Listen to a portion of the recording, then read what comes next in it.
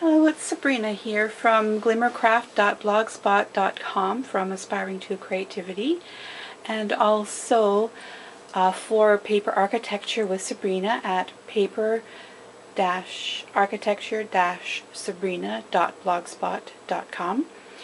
And I'm entering this project for the G45 December Challenge, which ends tomorrow night. So I got it done in the nick of time with a few problems, like getting a battery-operated tea light to make a candle with. But I've made out of chipboard, black chipboard, this lamp post top. I like the lamp post without the base, you know, the pole. So there's a little bit of a pole that I created, but I did that so I could put in the all the embellishments and stuff like that. And because there's no battery operated tea light in here, it is a little bit on the dark side. But what I've done is I've plugged in a 40-watt light bulb on a little lamp here, and you can see that it would light up nicely. It might not be as bright as a 40-watt bulb, but it gives you an idea. And also what I have done is I have made the lid so that it comes off, so that you can always change your little tea light, battery operated tea light in there, or you might want to have more than one to brighten it up. But now that I've taken the lid off, you can see a little bit better what it looks like on the inside. Because if you see my hand, you can see how big this project is. And I meant to measure how tall it is, but I think it's like 20 inches in height from here to the top of the knob on the lid. So you can kind of see, I don't want to take the camera and show you the inside because it'll make it wiggly. But also my table is not sturdy. It's a pedestal table, and even though I have balanced the legs, the pedestal itself is not that sturdy. So what I'm going to do is I'm just going to turn it a little bit so that you can see. And I wish I could zoom in a little bit, but in the front two corners I have some bronze metal corners, and on top of that I have some Graphic 45 brads. I have a brad in each of the four corners at the top, but it's only the front two corners that have the beautiful scroll metal corners. So you can see here I have the swan. This is made from a few leftover cutout pieces, fussy cutting, and I had scraps and stuff, and so I fussy cutted a few more things out. And then the embellishments I got on sale after Christmas, so everything was really cheap. There's a bell. I had two gold rings that I added there, some poinsettias from Michael's, and all the other embellishments, the evergreen and the snow-covered evergreen I got from Canadian Tire here in Canada. The bells were part of it. This is a sprig that I got last year from Kaiser Crafts Twig and Berry, I believe it was. And so I cut it in three and I stuck it in a few places here. So, and then when we get to here, I have partridge in a pear tree. I stuck those pears there. There's a little bird. And then we're back to the front. On the inside, I cut out from the 12 by 12 the lady from 9 Ladies Dancing. And then there's a bunch of fussy cutting things. And there's a bird from the Four Calling Birds page. And just a bunch of flowers and holly and stuff that I fussy cut out. And I created this candle since I couldn't find the battery operated candle or tea light. So if you ever want to do something like that, this is a really sturdy roll. It's from the center of your aluminum foil. a really nice sturdy tube to use for all sorts of things. I just cut it down and covered it with paper. And the interesting thing about this is I'm going to sit down and show you. And this drawer opens up here, and inside there is a little mini album. So again, this is made, most of this stuff is from 8x8 pad, but there's the odd thing here and there that's from the 12x12 leftover pieces. So I'm just going to push this aside here, and I'm going to walk you through the mini album. I'm going to start on the cover, and you can see here that I have taken scraps of paper and I covered those I can never pronounce it, Imaginescence, is that how you pronounce it? Button brad makers. It's like a covered button when you're sewing, but it's a brad. And so there's one at the front and there's one at the back. And then what you do is on one of them you attach a hair elastic, and you have an eyelet. You don't put the eyelet into the hole that you create, but you put it upside down so it won't go through the hole, and you put the brad through it so that it creates a space for your hair elastic.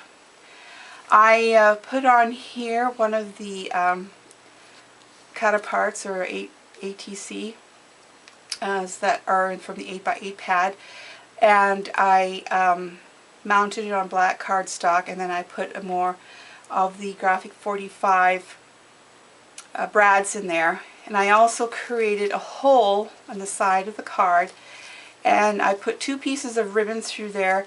I tied a bow with each one, and so that it nestles up with the brad, and it looks like it's coming out from under the brad. On the spine, I've done the same thing with the partridge in a pear tree from the package with the little envelopes and tags, and I mounted it onto black cardstock. I narrowed it slightly, mounted it onto black cardstock, cut it out, punched a hole, and again tied 2 bows in the hole before putting it on here. I put the Graphic 45 keyhole on there and 2 brads for the spine. So now we're going to go through this. I didn't construct this out of chipboard because I didn't have enough paper really to cover everything like I would normally like to. So what I did is I used 100-pound black cardstock, and for the cover, the spine, that's all one piece, but I put 2 pieces together. I layered them, and it worked out just fine. So as we open it here, you can see I took another of the ATCs, or the cut-aparts, and mounted it on black cardstock, and I just adhered it here so I could make a pocket, and I created little tags to put in there. I thought it was better to mount them on the black, and so they go in this pocket here. Then this is a pocket page, and on the bottom here I put dimensionals behind the season's greetings. This is from, I believe it's from the banners. I can't remember if it's the banners or the little envelopes with the tags. Anyway, I put dimensionals behind it, and then I put some more Graphic 45 brads on either end. And there's a pocket here, and I created the card here to go in there. And then the top is also, I didn't put anything on it because I just left it blank so that you could put photos on it, or a photo and journal on it, and it sticks up just the tiniest bit so that you know it's there. I didn't want to put a notch in there or a thumb pull, just in case somebody wanted to put a little picture in there behind this tag that was there. So when we turn the page, it's exactly the same as before with the tag in there. And then there's a second one here. Okay. Then we have this trifold things. So these are popped up so that you can still stick a photo in underneath the corners very nicely. And it opens up, and you have here a belly band with a little fold up, little, I don't know what you want to call it, like a little book, a little folded card that sticks in there. And then on this centerpiece here, I created that little envelope from the envelope and tags little set. I popped this up as well from the set, and then the card, I trimmed it just slightly and mounted it onto the black cardstock. If I put the black cardstock on and trimmed it, it wouldn't have fit in there very well, so I trimmed it a bit so that I could put the black on behind there. So there's that, and then this opens up one more, and there's another page where you can put a photo here, and here you can put a photo on either side, or a photo and journal. And then we turn the page, and I popped this up just here so that when you stick a photo in, it kind of goes in underneath this a little bit. Another Graphic 45 brad.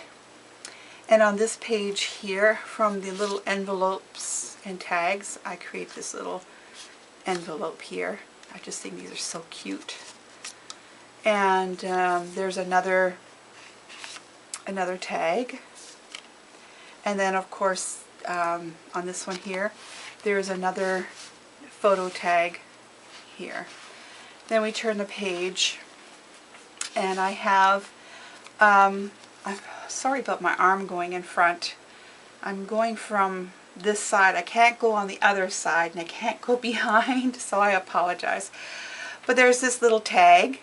You could just write little something on there with a gold or white gel pen, and then there's this ACT card as well, and then there's one in here as well. And then we have another fold out page. This one has a brad in the corner, and you can put a photo here and open it up, and I created a little pocket from a scrap piece here, and you can put a photo on either side, or a photo and journal. And if you wanted to, I suppose you could put another little photo there, a little wallet sized or something. And again, I did the same thing here. These are popped up in the corners, and the photo just fits underneath. On the center panel here, I have one of those little envelopes with a tag on it, I should say. And then again, we have one of these pages with a brad there in the corner, and you can put a photo there. And then here I have, don't want to block it, another little tag, and another one of the cut aparts or the ATCs. And of course up in here there's another photo tag. And we flip the page, and here's another ACT, and then there's one tucked in here as well. And then on the very last page of the back cover, inside of the back cover, I took that paper ribbon buckle, and I tied 2 ribbons on one side, and the other side I tucked in behind this little envelope with one of the tags to go in there. So there you have this cute little mini that fits inside the drawer. So thank you so much for joining me. I had so much fun for doing this, and I will have the instructions for purchase available within the next 3 months at Paper Architecture with Sabrina. It's going to take me a little while to get to it because I have so many other promised instructions to make before I go ahead and do this, and there's plenty of time before next Christmas. So have fun, and thank you so much for joining me. Happy paper crafting!